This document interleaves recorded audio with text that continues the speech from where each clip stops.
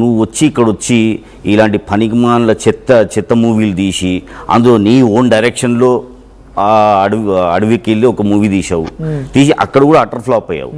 మళ్ళీ అక్కడ నాకు తెలిసి షాక్ ట్రీట్మెంట్ ఇచ్చిన తర్వాత ఏదో చెప్పినట్టున్నాడు, అక్కడ ఏదో షాక్ ట్రీట్మెంట్ ఇచ్చినట్టున్నారు, పోలీస్ స్టైల్లో అడిగినట్టున్నారు. ఆ షాక్ ట్రీట్మెంట్ లో మెమరీ అంతా బయటకు వచ్చింది అన్నట్టు. ఇప్పుడు అప్పటి వరకు అక్కడ జరిగిన ఆ యుద్ధంలో మెమరీ అంతా లాస్ అయిపోయినట్టుండు. పోలీస్ స్టేషన్ కి వచ్చి కొంచెం ఇప్పుడు లైట్ వేసి షాక్ ట్రీట్మెంట్ ఇస్తారు కదా, దాని తర్వాత ఇప్పుడు ఏదో ఒకటి వాగిండు అంతే. ఈ వాగుడే ఎందుకంటే ఆయన ఎక్కడండి, ఆయన 84లో పోలీస్ కన్ఫ్యూజ్ చేశారట ఆయన. ఇప్పుడు 1984లో అని చెప్పి ఆయన ఎగ్జిక్యూషన్ మొదలు పెట్టిండంట. విజయ్ భాయ్ ఎవరు చాలా సీనియర్ దేంట్లో మూవీలో, 84లోనే ఆయన మూవీ స్టార్ట్ చేసిండు. 84 అంటే ఏంది, నేను బచ్చగాన్ని, ఈయన అప్పుడే పాలు తాగిండు. అలాంటోడు ఇన్ని సంవత్సరాలు ఆయనకు ఎక్స్పీరియన్స్ కానివ్వండి, పెద్ద పెద్దలతో తిరగడం కానివ్వండి, ప్రతి మూవీ హిట్ మూవీ. ఈయనలాగా ఫ్లాప్ మూవీలు చేయలేదు ఆయన. Flop movie, Hutter flop movie, ఇలాంటి స్టంట్లు వేయలేదు ఆయన. ఇలాంటి పనికిమాలిన స్టంట్లు వేసి జనాలను మోసం చేసి జనాలతో డబ్బులు లాక్కొని సీఎం కాలేదు ఆయన. ఆయన న్యాయంగా గుడికి వెళ్ళిండు, చర్చికి కూడా వెళ్ళిండు, దర్గాకి వెళ్ళిండు, మస్జిద్లకు వెళ్ళిండు. ప్రతి జాగాలో ప్రతి వాళ్ళని మన దేశానికి ఉన్న విలువల్ని కాపాడుతూ, వాళ్ళ విలువలను కాపాడుతూ ఆయన ఏంది నీలాగా డ్రామాలు వేసి సీఎం కాలేదు ఆయన.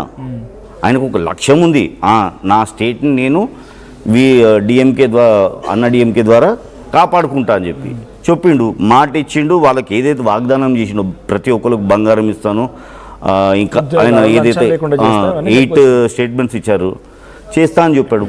మనుషులకు భరోసా వచ్చింది. ఆలోచన ఉంటే చూడండి, ఆయన బెడ్ పై ఉండగానే నేను బయటికి ఎగ్జిక్యూట్ చేయాలి, అదే అంటున్నా, బెడ్ ప్రచారం చేయాలని చెప్పి ఎంత ఎగ్జిక్యూషన్ చేసి ఉంటాడు ఇంత కీలకంగా. అంటే ఇంత ఒక వ్యక్తితో సాధ్యమైందా? ఇప్పుడు సడన్ గా అదే చెప్తున్నా కదండి, ట్రీట్మెంట్ షాక్ ట్రీట్మెంట్ ఇచ్చిండ్రు. ఒక వ్యక్తితో సాధ్యమవుతుందా? అసలు ఇప్పుడు షాక్ ట్రీట్మెంట్ ఇచ్చిండ్రండి, వాళ్ళ స్టైల్లో ఇచ్చిండ్రు.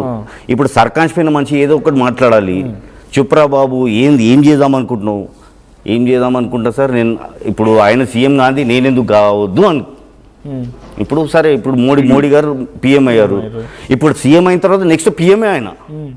పిఎం కూడా ఎందుకు, డైరెక్ట్ ప్రెసిడెంట్ అయిపోతే పీడబోతుంది మనకు. బహుశా నీలరాజు గారు మీరు అన్నది నిజమైన 2 ఫోటోలు చూపించి మీరు ఈయన తెలంగాణ సీఎం, ఈయన ఏపీ సీఎం అని చెప్పి చూపించారు. మీరు అనుకున్నట్టుగానే ఆయన కూడా ఆ రకంగా ఆలోచన చేసిండు. ఏపీ సీఎం ఏదైనా ఆలోచన ఆయనకు ఉంది కాబట్టే ఈ ప్లాన్ ఎగ్జిక్యూట్ చేసిండు. అవునవును, అయి ఉంటది మరి. ఎందుకంటే వీళ్ళకు వేరే దేశాలల్లా పెట్రోల్ బంకులు, పెట్రోల్ బావులు, పెట్రోల్ ఫోటోలు కనిపించండి ఒకసారి. ఫోటోలు మళ్ళీ చూపించండి.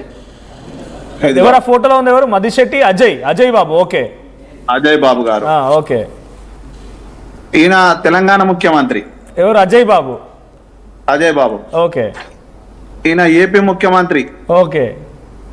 ఈయన ఏమంటాడంటే నన్ను చంపబోతున్నారు అంటాడు ఏపీ ముఖ్యమంత్రి. అరే కుక్క కూడా గర్వదు ఆయన, నిన్ను పక్కలకి వెళ్ళిపోతే కుక్క కూడా గర్వదు, మనుషులు చంపరు. నాకు పోటీ వస్తున్నా అని చెప్పేసి అమ్మో డబ్బులని వేసుకపోయేటట్టున్నాని నన్ను చంపబోతున్నారు. అక్కడ ఒక దగ్గర మీటింగ్ పెట్టిర్రు, ఈయన ఏజెంట్లు అక్కడ ఉన్నట్టోలే మరి ఏదో. అంటే మీరు అంటున్నది ఏంటి, ఇప్పుడు అభినయ్ కనుక నన్ను చంపబోతున్నారని వీడియో పెట్టంగానే నాకు రావాల్సిన డబ్బులు ఎక్కడెక్కడ వేసుకపోతారు అని చెప్పి అజయ్ ఒక వీడియో పెడతాడు, అంతేనా? అవును. మొన్న కూడా ఈ అజయ్ బాబు ఎందుకు వెళ్ళిండంటే, వాస్తవంగా అజయ్ బాబు అప్పట్లో ప్రవీణ్ పగడాలన్న చనిపోయిన విషయంలో కొన్ని మాట్లాడి ఇదోటి మాట్లాడినప్పుడు మన జోసెఫ్ గారే అనుకుంటే ఏదో కేసు ఏదో జరిగింది.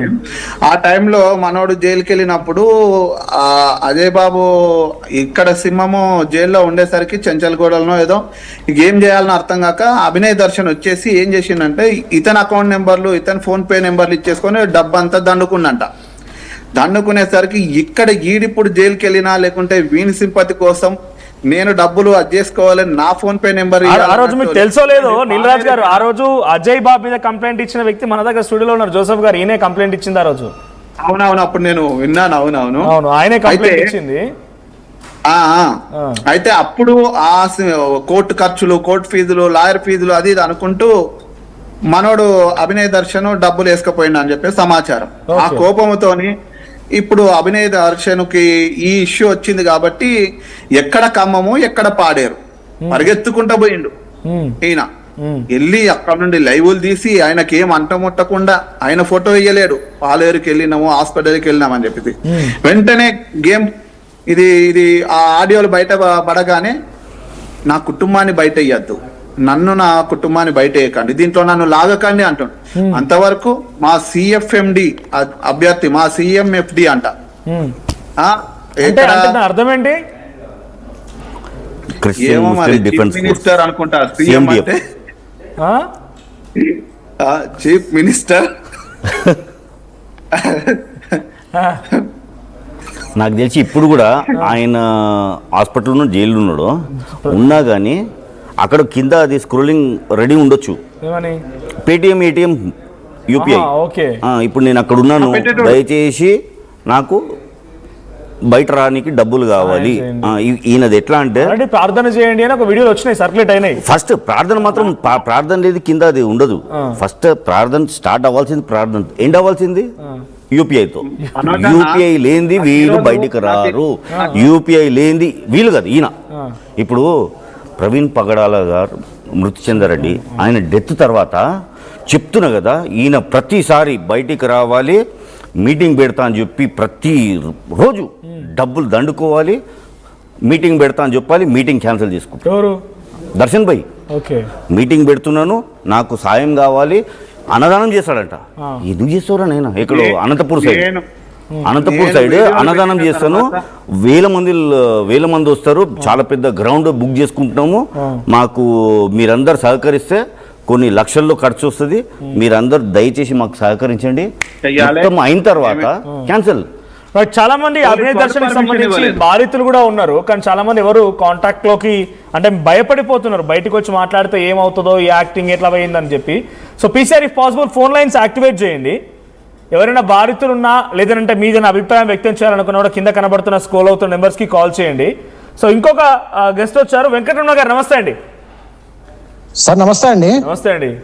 సో అభినయ్ దర్శన్ సంబంధించి ఆ కథ, దర్శకత్వం, స్క్రీన్ ప్లే, యాక్టింగ్, అభినయం ఏమనిపించింది? ప్రొడ్యూసింగ్ అల్లూరు జిల్లా సార్, అల్లూరు జిల్లా చింతపల్లి మాది. అల్లూరు జిల్లా అండి మీది కూడా? మా పక్కూరే సార్, మా పక్కూరే 5 కిలోమీటర్ దూరంలో ఇన్సిడెంట్ జరిగింది సార్. ఓహో, మీ పక్కూరే. ఓకే, ఏం జరిగింది? అక్కడ నుంచి హాస్పిటల్ తీసుకొచ్చారు. హాస్పిటల్లో తీసుకొచ్చినప్పుడు నేను హాస్పిటల్కి వెళ్ళి ఆయన పరామర్శించినాను. నేను కూడా ఓకే ఆయనతో మాట్లాడాను. నేను కూడా ఏమన్నాడు మీతో మాట్లాడుతున్న టైంలో?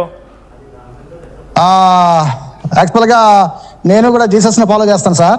ఓకే, కాబట్టి ఆ అభిమానంతో వెళ్ళి పలకరించాను నేను కూడా.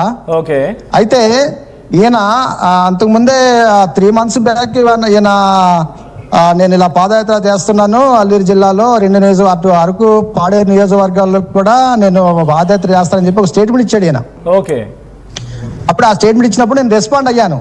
మతాల మీద, కులాల మీద రాజకీయాలు చేసే వాళ్ళని మనం కాస్త దృష్టిలో పెట్టుకోవాలి, వాళ్ళకి గుడ్డిగా మద్దతు ఇవ్వకూడదని చెప్పి నేను బహిరంగ స్టేట్మెంట్ కూడా ఇచ్చాను సార్ అప్పుడు. ఓకే, అంటే ఆయన వచ్చేది కూడా కేవలం మతం పరంగానే ఆ రోజు స్టార్ట్ అయింది, రైట్? అవును సార్, మత ఆధారంగా. ఎందుకు